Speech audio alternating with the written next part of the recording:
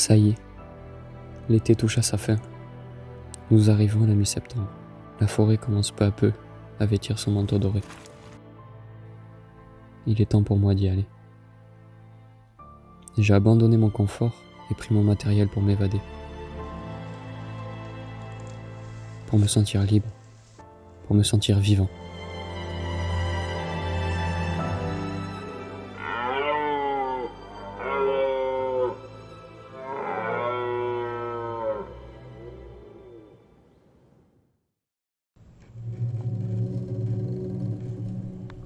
Durant un mois, je suis parti à la rencontre de la nature, la remerciant pour ce qu'elle a pu m'offrir.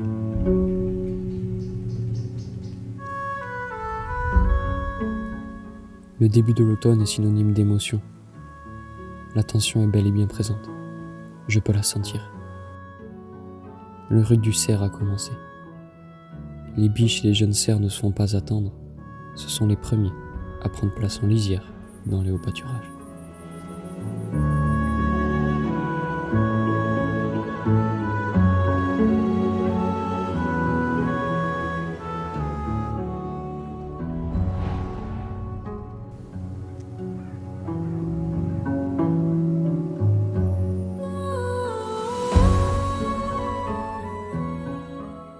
Deux vrais fantômes le reste de l'année, les grands cerfs se font désirer et ne sortent qu'à la nuit tombée. Il faudra se montrer patient et s'armer de courage pour enfin le voir arriver.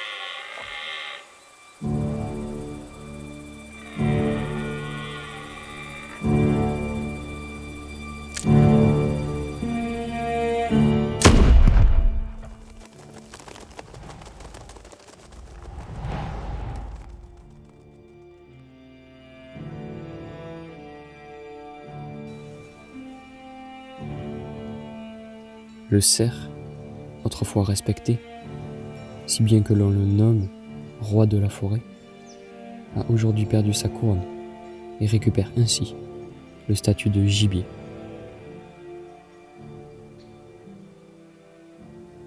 Accompagné par l'industrie forestière, le pointant du doigt comme un destructeur de la forêt. Ironie du sort. La chasse, sport si digne qu'il autorise de prélever des animaux pendant leur période de reproduction, pourtant si sensible et si complexe.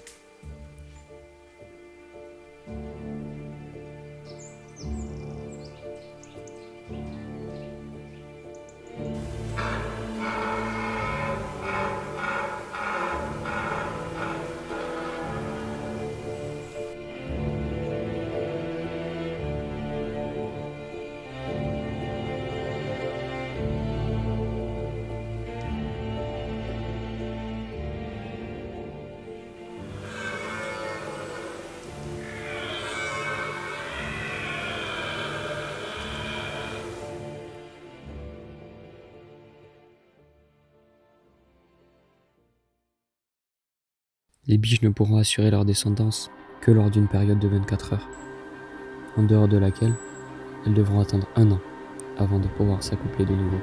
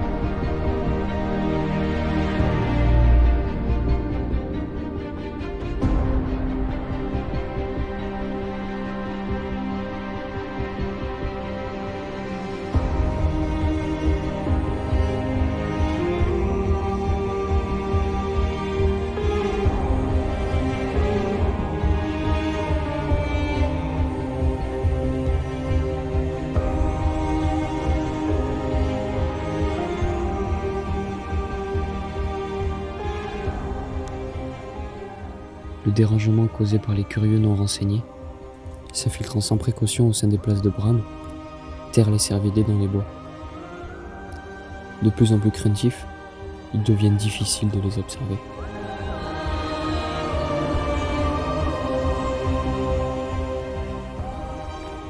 Il nous devient insupportable de savoir que la gestion de la vie sauvage en France est entre les mains des fédérations de chasse, association qui a pour but premier de tuer.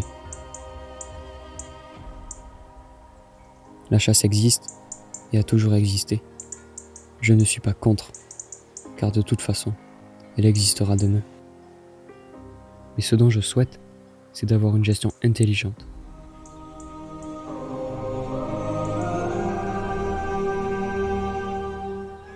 Pourquoi rechercher sans arrêt le grand cerf, le plus beau trophée?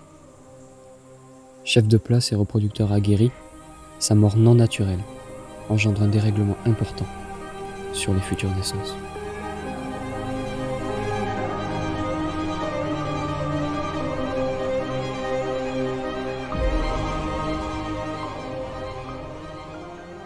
La régulation des grands ongulés devrait respecter les lois de la nature et simuler la sélection naturelle. Nous ne voulons pas du loup, mais contrairement à lui, nous ne respectons ni nos proies, ni notre environnement. L'homme ment et se sent obligé d'intervenir alors que la nature n'a pas besoin de lui pour trouver équilibre et harmonie. Il ne pense qu'au profit et à la rentabilité, sans jamais se remettre en question, malgré les nombreux signaux d'alerte de la biodiversité.